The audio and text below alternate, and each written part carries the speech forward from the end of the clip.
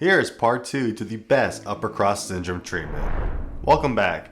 If you haven't gone through treatment number 1, then stop here and go through that one. You can find a link to that video in the description below, especially if you want to get those results I've been promising. Now in the first treatment, you went through the release phase where I showed you how to self-massage the tight muscles creating upper cross syndrome. But now that we're done with that, it's time to move on to the second one, which is restore. Now in the restore phase, our goal is to not only lengthen out the muscles you just released in treatment number 1, but it's also to help passively move those joints back into place. And this brings us to our 2 different therapies we're using today, which is stretching and mobility drills. That's enough of that now, let's dive right into it, starting with the stretching guidelines. Make sure to stretch out all the muscles I'm about to go through for a minimum of 30 seconds up to 2 minutes. On top of that, focus on your breathing where you're not basically holding the tension. You're able to breathe throughout the stretch, and focus on the stretch itself, especially the muscle you're working on. Try to feel that small little stretch in the tissues by focusing on where you're stretching. So keep breathing, focus on the muscle, and a minimum of 30 seconds up to 2 minutes. To stretch the occipitals, we're going to be needing a yoga block or a block, basically any sore or a couple of books, whatever you have. And our starting position is going to be laying on the ground on our backs with the yoga block behind us.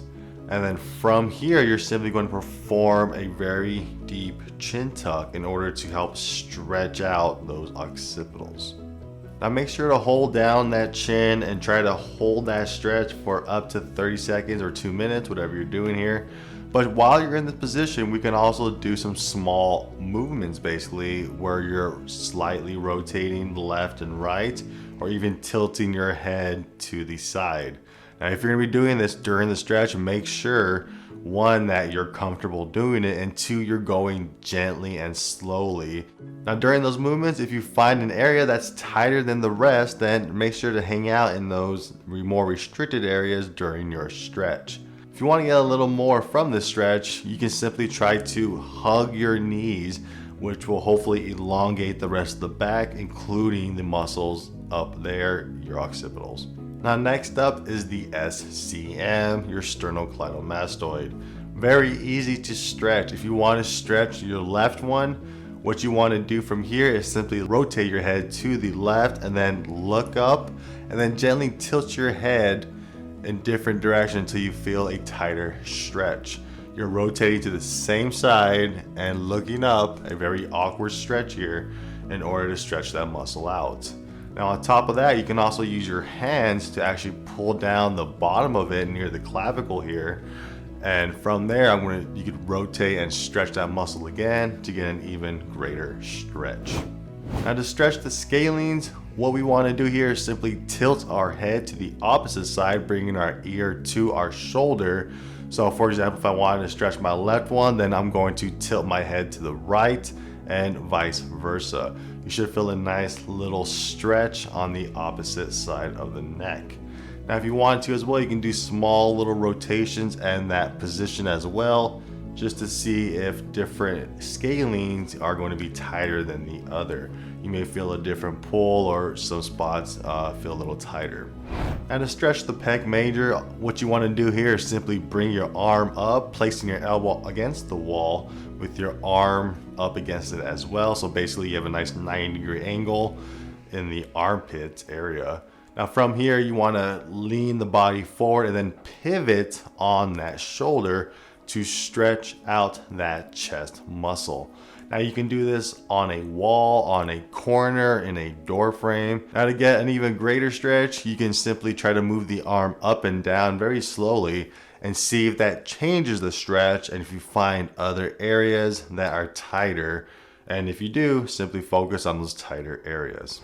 Now to stretch the subscap, we're going to be doing something very similar to the chest, except here now we're placing our elbow against our body, locking it in the position, and we're going to be placing our hand against the wall. Now from here, we're simply going to pivot again off that shoulder in order to pull that shoulder back or get it into external rotation, and this is going to help stretch out that subscap.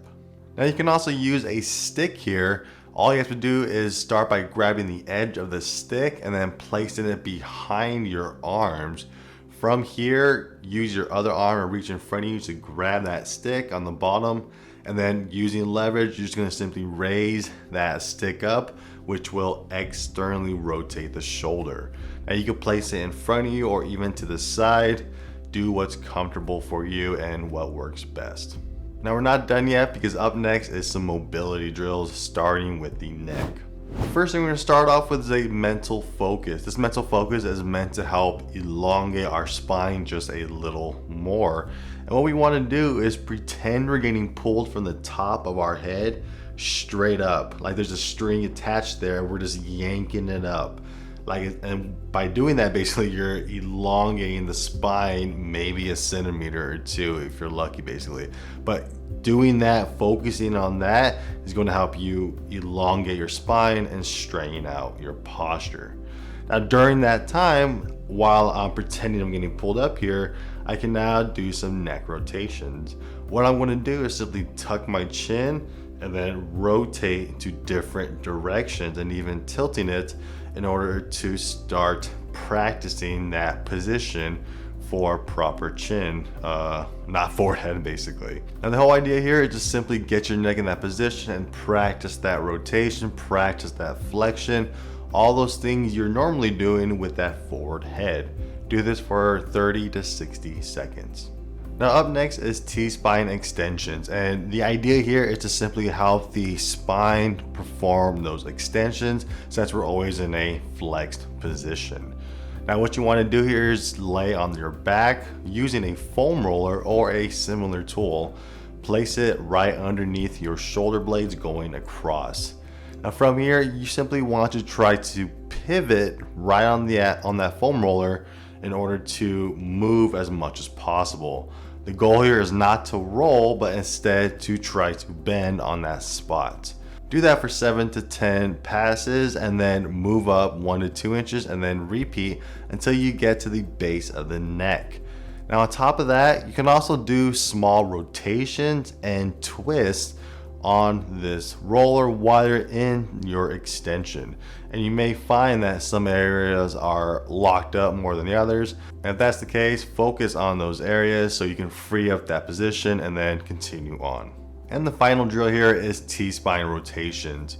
Starting on your hands and knees, you're going to take one hand and you're going to slide it underneath your body, trying to get your shoulder to touch the floor.